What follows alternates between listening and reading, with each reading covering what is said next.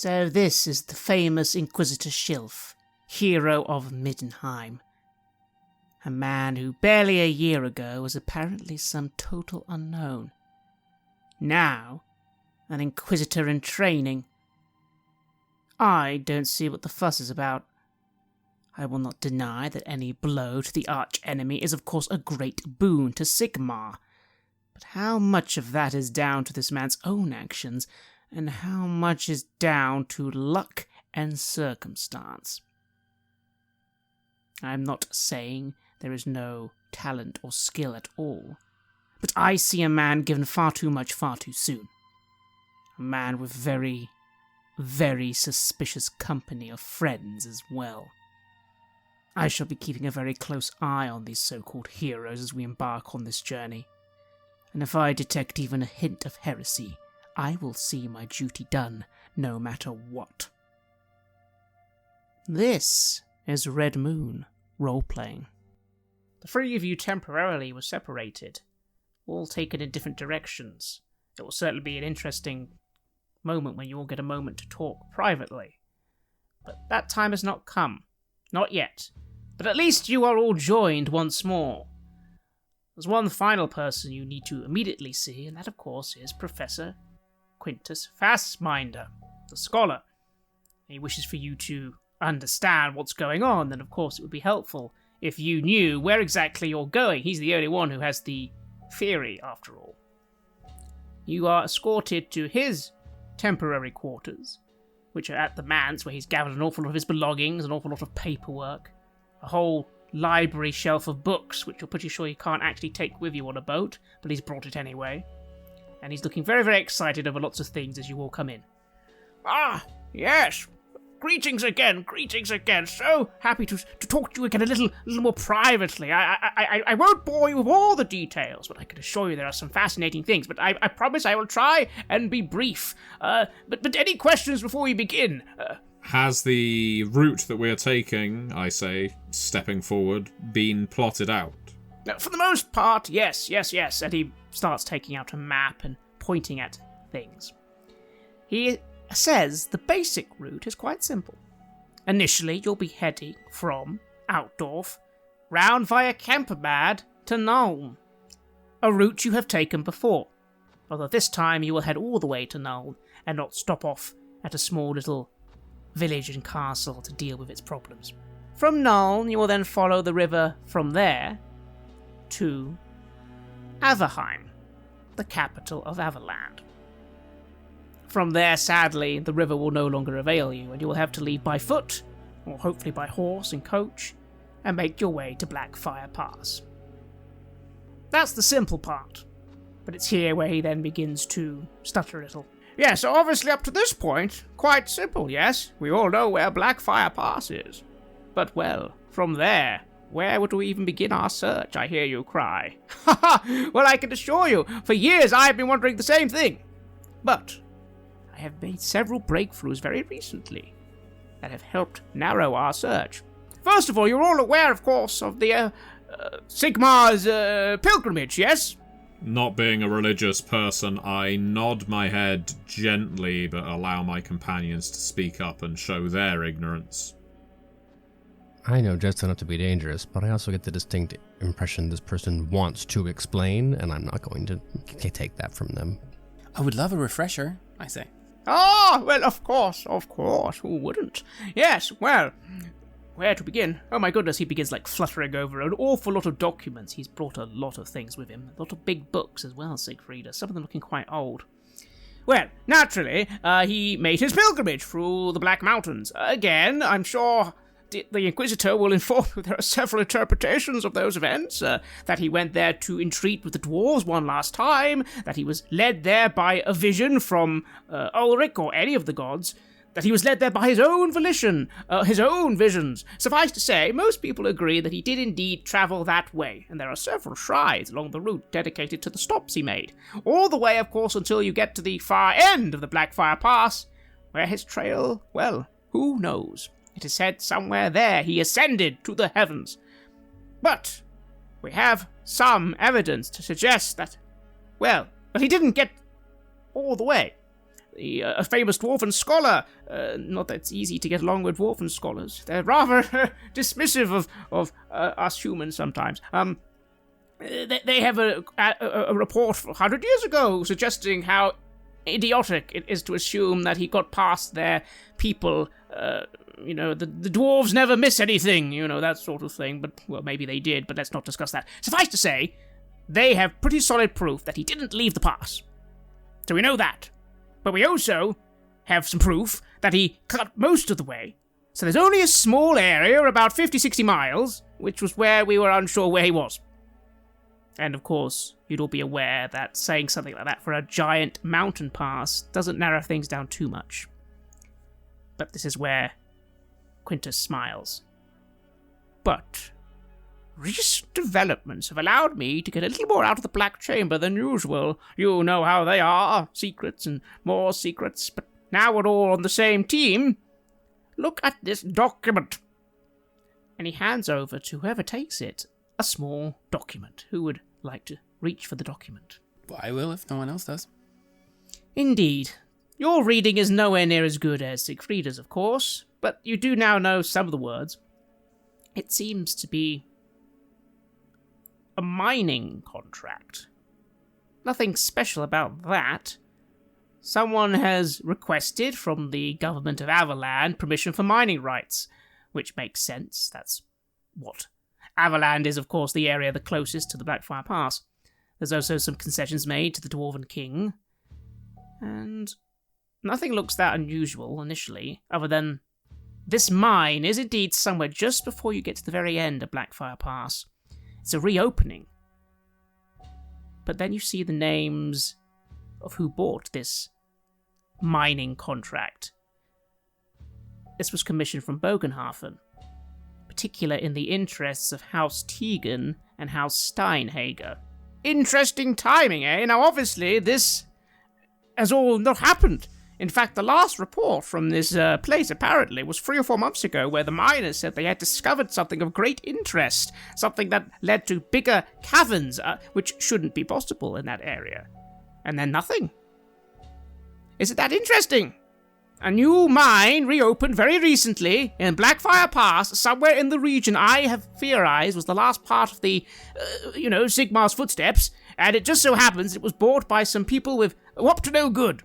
That is curious. Almost as if they were looking for something. Exactly. Precisely. So, there we have it. A possible location, something uncovered. Well, is that not worth investigating? That, my friends, is where I propose we conduct our expedition at this mine, and we know exactly where that is. That's a good place to start, I think. I look to the others. Sounds reasonable enough. The mines do tend to be filled with various toxic elements. Things that might restrict one's breathing. Not to mention, of course, the possibility of cave-ins and subterranean creatures that dwell there. Not that I'm worried about these things. All of us are quite capable of facing them. But this is why we must travel prepared. Of course. That is why you are all here. Indeed, all preparations must be made. But I am certain that we're going to find what we need. Yes, I've been doing again. Do you have any other questions? He asks. He very clearly wants you to ask loads of questions, but whether you actually need to is another story, of course. I've certainly no desire to hear this man lecture, but there are other things on my mind. I can speak for myself and my companions when it comes to questions of provisioning, but has the rest of the expedition been outfitted appropriately for the journey we're about to take? No, I'm sure it has. Do I believe him? No. As in, you don't think he knows. He's a funny scholar. He wouldn't himself probably be in charge of any of the actual provisioning. Mm-hmm. And for my own paranoid purposes, do you happen to know who the quartermaster is? Oh, well, no, I'm sure you can find that out. To be fair, you probably can. And I'm sure I will. When I said questions, it was more of a scholarly nature. Forgive me, I normally travel on my own. It's quite exciting traveling with so many people. I do believe we've got the boats, though. They said that's all being sorted. My mistake. I'm sure there'll be plenty of time on our travels for you to avail us of your knowledge, but I'd prefer those travels be well provisioned, well stocked. Hard to listen to such wisdom on an empty stomach. I couldn't agree more.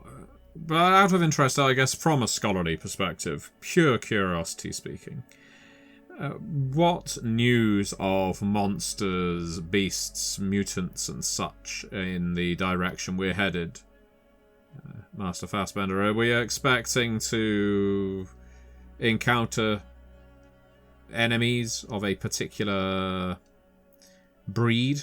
What do you mean specifically, the Black Mountains, or in Avaland, or on the rivers?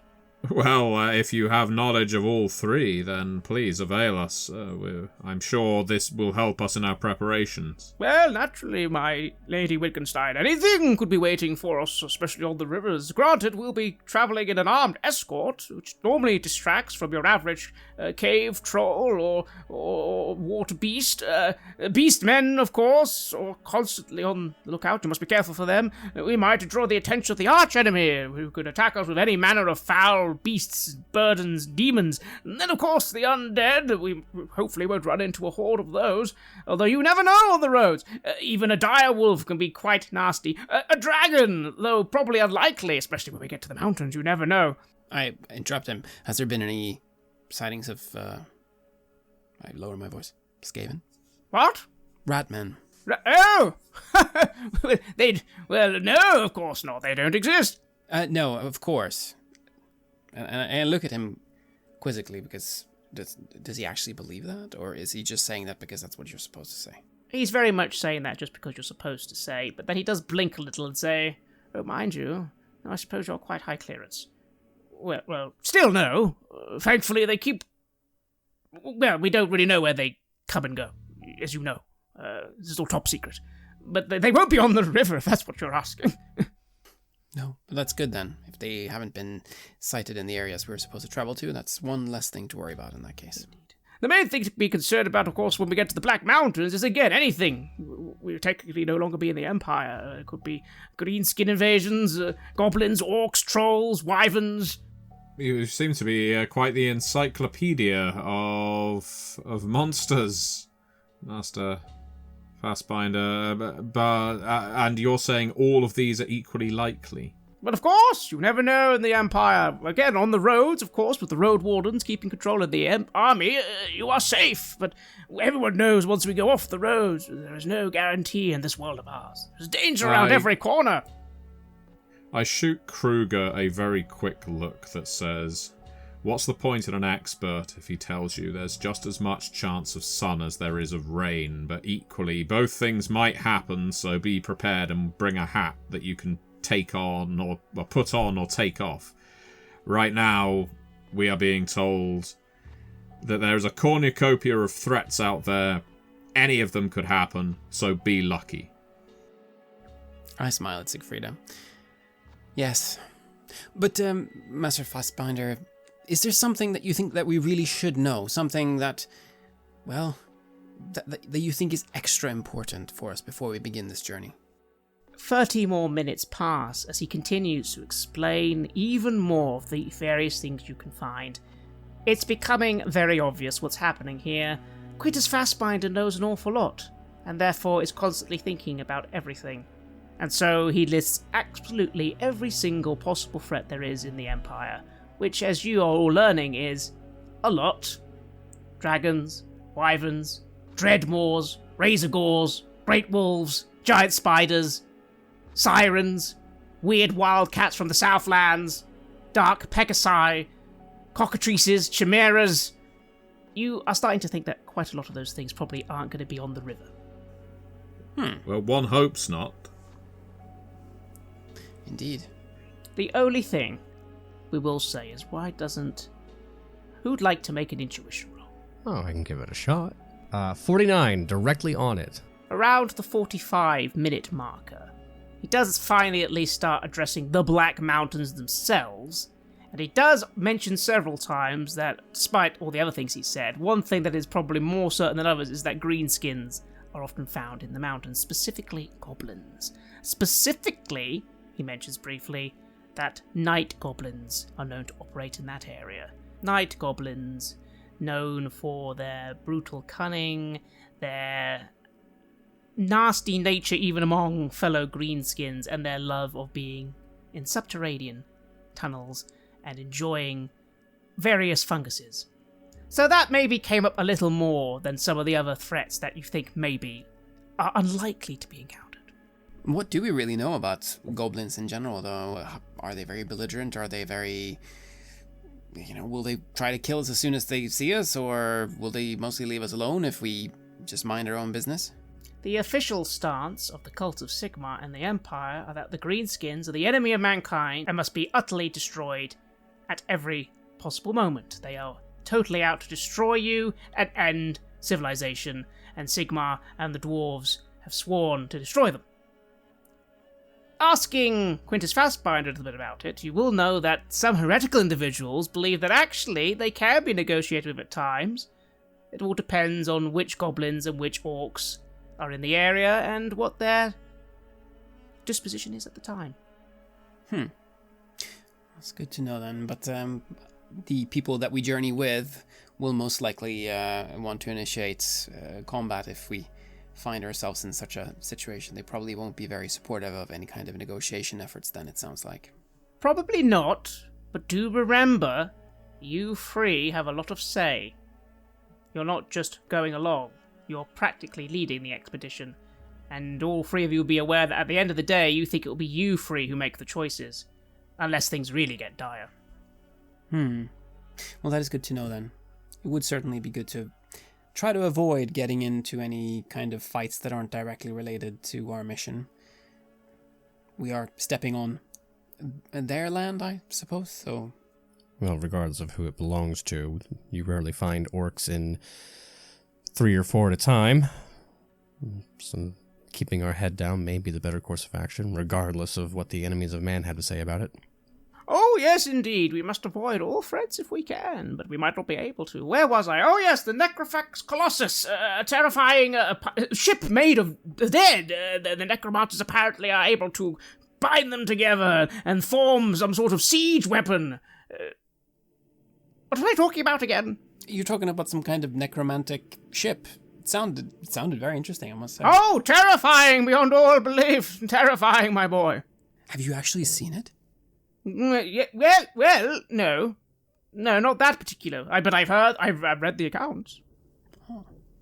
I nod and look like I'm very interested. Does anyone at this point attempt to move the conversation onto something else before he continues rambling? Oh, I would love to at my earliest convenience. Then please do. Yes, well, you of course must save some of this for the road, lest we'll have nothing to keep ourselves entertained with over the numerous days of travel. Oh, fair enough, yes. I admit the chances of meeting the lizard men of Lustria in the past are very mild, but you never know. You never know. I know, but I'm sure if it does happen, you will be there to guide us through with all of your assorted wisdom. But I do believe there are preparations that we must yet attend to. Of course. Forgive me, I have been rambling. I can't help it. It's so rare I get the chance to have a rapt audience. But yes, we will talk more on the road then, and yes, I will ready the maps, and again, you can trust me. This mine, that is the place. I can feel it in my bones. It does sound like a very good lead. Let us see where it takes us, and if it will take us past any necromantic ships. Well, admittedly, they're mainly on the southern coast near Sartosa. But as you said, you never know. And so, this meeting ends. And finally, the three of you have a moment of freedom. Here are the particulars you now have set.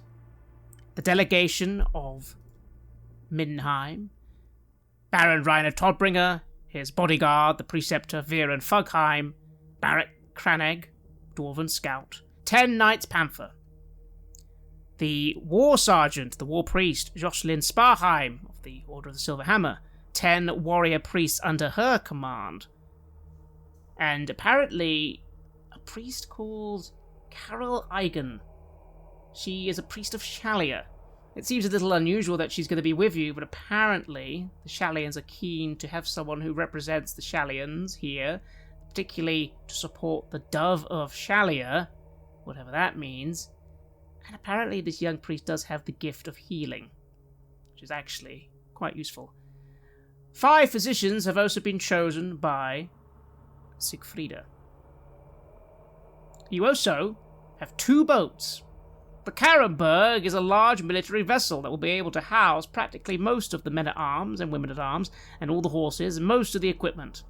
But there's also a civilian ship that's been booked. There's a note with it from Lady Emmanuel Nacht, says, like, I'm sure you'll be safe here. Apparently that's for you, Free, and some of the other people to scout ahead first so the boats aren't too close together. That's everything you currently have. Kruger Hoffman, what additional preparations would you like to make for this journey? You have your spy network, you have some money, and you have the ability to requisition some things. You can't bring with you a steam tank, or an entire unit of war wizards, but you can arrange a few things. What would you like to try and arrange?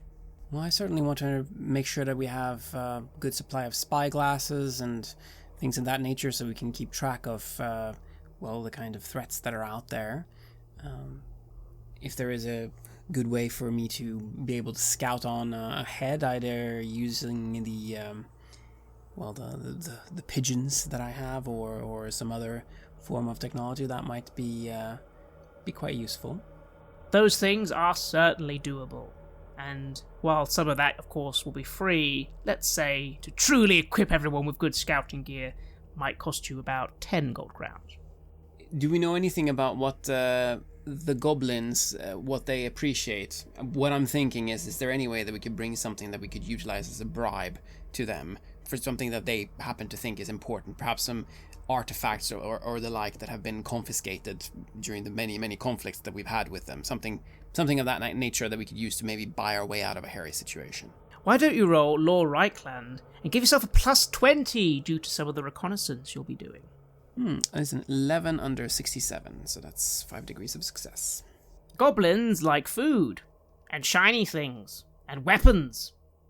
Preferably all free. On that good of success, you have heard that night goblins favour strange herbal potions, mushrooms, funguses. You wouldn't know what sort, you're not an apothecary, but you've heard that they're interested in that sort of thing. Maybe Sigfrida would know something. Maybe hallucinogenic, perhaps. Again, most people tell you flat to your face, trading with goblins is asking to be brutally murdered or robbed or both. But again, maybe you're more open-minded than some. You do remember that poor little goblin you tried to help all the way back in Bogenhafen, after all. Yes, indeed. No, I'll bring that up with Sigfrida and any apothecaries that we have around then to see if there is something like that we might be able to procure. It might be useful. Again, we're going to find ourselves outnumbered quite frequently, so anything that we have that might be able to buy us more time is sure to be helpful. Well, Sigfrida, for you this is quite easy. The question is, how much money do you want to spend? 5 gold crowns would get you some pretty good stuff. 10 gold crowns would get you much better. Oh, I'll spend 10 gold crowns. I'm not actually lacking coin at this point. I think best to kit us out with everything we need. No need to be thrifty. Excellent. Then, Kruger, that is settled. Anything else? Some form of smoke bombs or the like, something that we could use to hide ourselves as we try to escape. Oh, I was going to go down that road, less on the smoke, but where there is smoke, there is fire, and fire I was going to look into. Perhaps we can combine it. Some smoke and fire bombs. You certainly can requisition a small amount. Granted, you'll have to carry them with you. But let's say a small amount of smoke bombs or fire bombs from the dwarves. Let's say that will set you back maybe, again, another 10 gold crowns. I am happy to pay 2 amounts such that we are equipped heartily in both regards. In that case, by spending 20 gold crowns, you shall have an ample supply. Although, of course, it will need to be guarded and could be tampered with, but hopefully not. Enough for everyone to have at least 2 or 3 on them. Sigfrida and Kruger, you don't plan on walking? Perhaps a pack animal or a riding animal would be of use? you are assured that horses and coaches are all already supplied, same as the boats. Ah, very well. And of course, climbing equipment, those kinds of things would be made available too.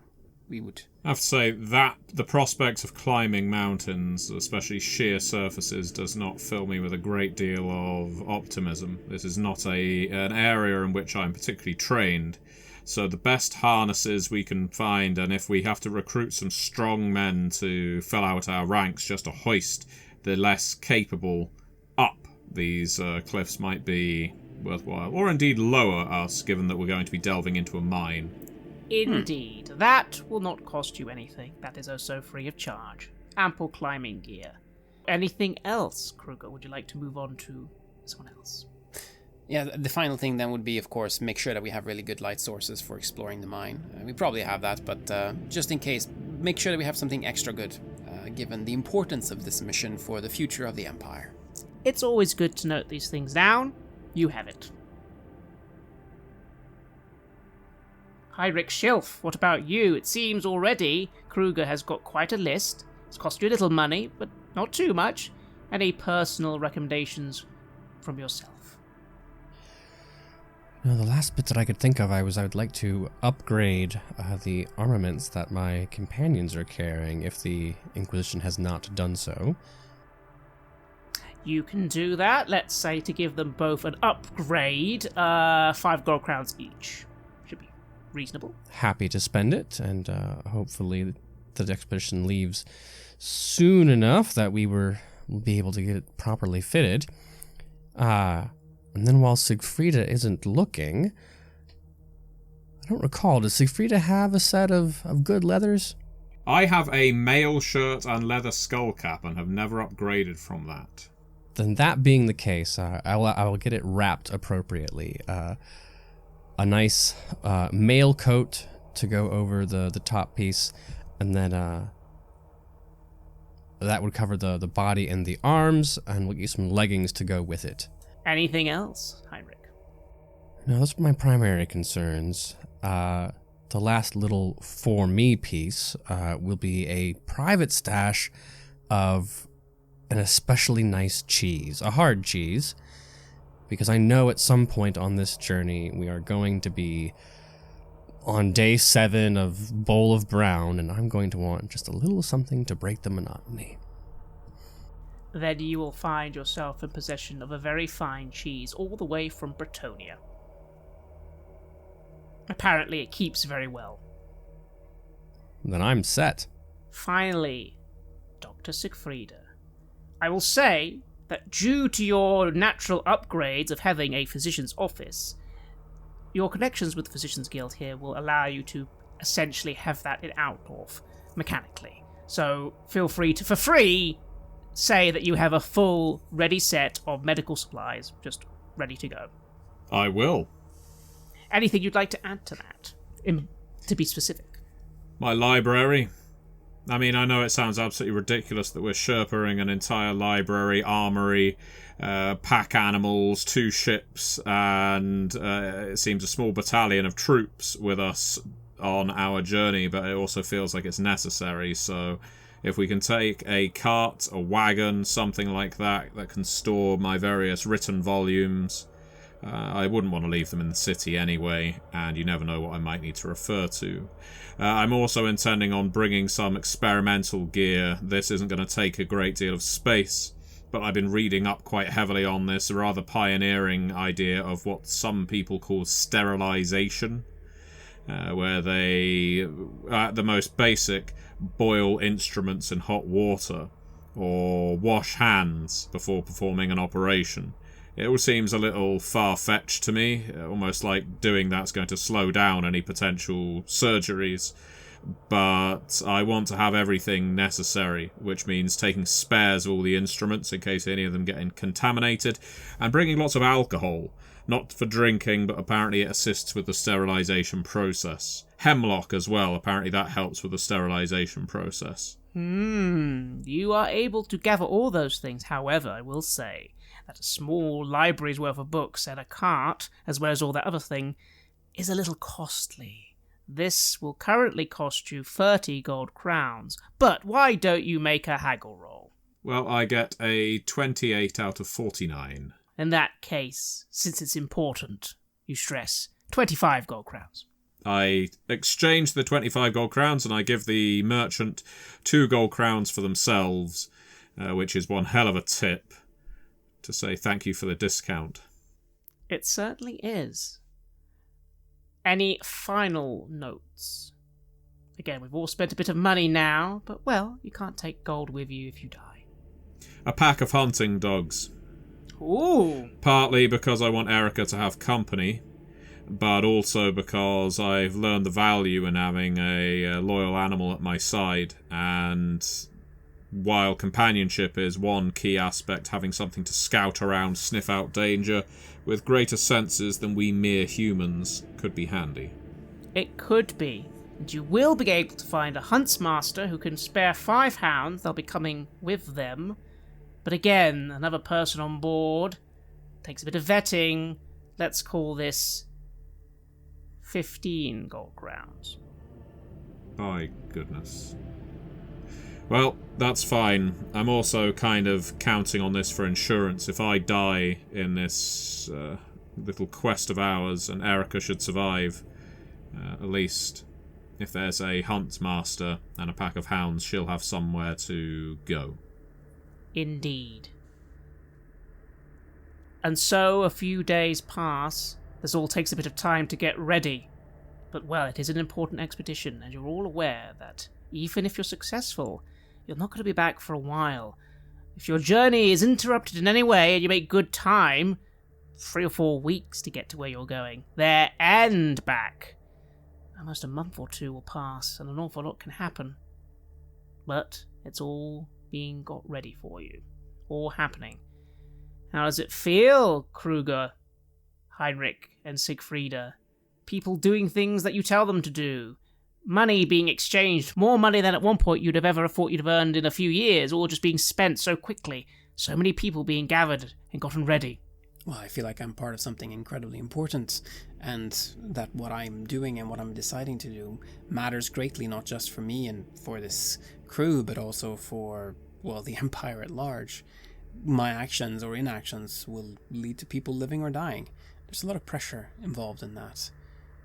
But I can't help but look back at where I came from and where I am now, and feel a great deal of satisfaction over that. I'm finally getting the respect I deserve. I've been full of good ideas and leadership potential this entire time. Now it's finally nice to see that with a badge and some gold coins, I can have that backed up. There are some things in this world that are too important to be left to lesser men. The hammer of Sigmar himself, of course, being one of them, but I also feel like this is going to be a delicate diplomatic situation that perhaps a silver tongue will solve better than a silver hammer. It certainly could be. And what of you, Siegfrieda? Not only do you have everything you need, this wonderful brand new experimental gear, this cart, this small library, the Huntmaster, but also, yes, these 5 physicians, a mixture of mostly humans, although one halfling did actually make the list, and people who are, well, apparently going to do as you say. You're not entirely sure that will always be the case, but at least at this point in the journey, that seems to be the case. All of this is actually rather exciting, and if anything, it is compounding my, well, I'd say distaste for wealth. It's not that by spending it I'm suddenly feeling pure and unloaded of any kind of burden or anything like that. It's that it seems when you want to embark upon some great adventure, gold disappears as easily as it appeared. You can work your entire life and barely see a gold crown, or you can suddenly be swimming in the damn stuff. All of a sudden you need a pack of hounds, a portable library, some surgical gear, and you've flushed it away again in the Emperor's Royal Privy, no less. So I'm growing increasingly jaded by this economic situation in the Empire. Maybe if I do make it back, I can make some changes there. maybe you can. And so the day comes to depart. Again, it has been recommended that you try and keep this mission low profile, just in case. You have been told that if you must, you have official seals that you can show to authorities, road wardens, city officials, saying that you are working in the name of the Emperor himself and you must be allowed to pass. But as all three of you know, that might not be so simple when you're actually out there, especially with the situation in the Empire right now. Avaland is in civil war, and you don't know what's going to happen in Nuln, and you certainly will have no Imperial jurisdiction when you're in the mountains. But still, you have it for now. Most things have been packed and made ready. Most people will be on the Caroburg, but you'll be on the civilian boat, which to your surprise, Heinrich Schilf is a name you recognize. The Beribel. You have no idea how they've gotten involved, but Kruger, you'll have been told that they've been vetted by the Black Chamber themselves, possibly due to their previous connections with you. It looks like you might be meeting some of your old friends again. But it's on the way to the boats that something surprising happens. First of all, could everyone roll me a endurance roll or a coolness roll at a -10? I rolled 24 under 32. I'm happy to report I have never been cooler. I have rolled a 1. I get a 40 under 46. Then you are all successful. You hadn't noticed it this time. The miasma, the annoyance. Maybe it was because you were all just far too busy. But again, it's on the way to the docks that again, all of you briefly do feel that strange stifling in the air. How the buildings are far too tall, far too close. Several people are very angry. Again, during all your preparations, you are aware that the city is not doing well. People are rioting, panicking. The rumours that something has happened to the Emperor and the hammer somehow are beginning to leak. You don't know how, but maybe it was only a matter of time. It's all being denied, of course, but the people are starting to panic. And so it's all a rather stressful journey. But again, maybe it will all go away when you leave. Just that miasma. It doesn't seem to have affected you too badly. But as you're approaching the docks, which have been cordoned off, expecting a private reunion with your friends on the Beribel, instead there is a large crowd of people. A lot of people. They're being gently held back by the Reichsguard. They look very poor. Some of the poorest people of the city. They're chanting something. Praise the Dove of Shalia! Praise the Dove of Shalia! Save us! Save us! Save my child! Praise the champions of Sigmar! Praise them! Save us! Save us! What did the three of you do? You don't think they're blocking your way, but you weren't expecting a crowd. What are the state of these people? Desperate. Poor. Some of them don't even have shoes on. Clearly some of the poorest people in the city. Well, I desperately go to my purse. I still have plenty of coin. I know this is by no means the best way to handle a situation like this. Are we walking right beside them? They are to the left and right of you. Your route is clear, but they are trying to get through guards to get to you. I'll look to see. Is there anyone there who... this is always the way. If you throw a load of coins into a pack, they're going to demolish each other to get to them. If you give them to the wrong person, you're just putting money in a criminal's pocket.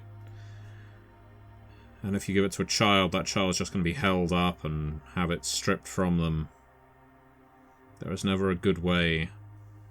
Usually you have to trust in the temples or anyone who is prepared to assist in charitable works in the city. Are there any priests nearby? Are there any physicians? Anyone who might be here trying to help them? Roll an evaluate check. As opposed to a perception check, I think. Ugh. 95. Oh, you can't see. There's just too many people. They're all bustling. No one like a physician or a priest. But again, that's a woman with a child. A mother. That could be something. I still have desperate fears of approaching unknown women with children in their arms after the time in Wittgendorf. I'm going to bite my lip and reassure myself that when I return, I'm going to find a way of improving the lot of these people. Then do you just for now walk on? Yep. Then you walk on, hearing their cries, someone screaming, "The dove! The dove! Heal our boils! Heal my boils!" And someone else saying, "You're chosen! The chosen of Shalia! The chosens of Sigmar!" Some people start arguing. What do you do, Heinrich? You're almost at the boat, but there's an awful lot of people starting to get a bit angry now. I'm certainly not going to make them angrier, and I'm certainly not going to cause a scene. Siegfried right. If we attempt to give a speech or dispense alms, it's only going to get worse. The best thing we can do is keep our heads low, especially as the heroes of Middenheim, and escape as quickly as possible. It makes sense. You don't interact with the crowd. You keep moving on. You're all able to get much closer to the boat. You're literally almost there. Whatever happens now, surely the town guard can handle. And then, Kruger, one person darts out from the crowd. They're able to do this because they're very small. A young girl, maybe only 6 or 7, human, tatty, ragged hair. She just gets past the guards. They shout out a call of alarm, but, well, it's only a little girl. When they run to you, and they're holding a little doll. It looks like a little rabbit. And they run to you, and then they just stop as soon as they get to you. And just look at you with big eyes. What do you do? I get down on my knee to get to their level. And I say, "Is there anything I can do to help?" I'm Wendy. Mama says you're chosen of Sigma. Mama says you're going to save everyone. You're going to save everyone. Are you going to save Mama? We're gonna try. Yeah. Yeah. But Bunny wants to help. But Bunny can help. He's very brave. And she hands you the doll. Oh, but if Bunny is so brave, shouldn't Bunny stay with you and help you instead? You need help too, right? No, I don't have to fight monsters. But you do. I want you to have it. You're chosen by Sigma. Well, then I will gladly bring him with. And I'll bring him back to you when we're done. Where can I find you? The docks. I don't know.